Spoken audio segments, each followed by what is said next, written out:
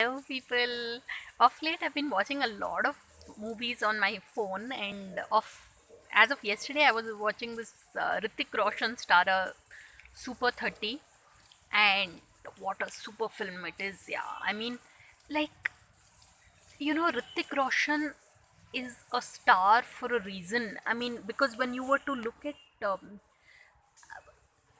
he brings alive the character of Anand Kumar, the protagonist, like the real person on whom the film is based. So it's like at different points in the film, you get so emotional watching it, because it's that classic story of an underdog winning.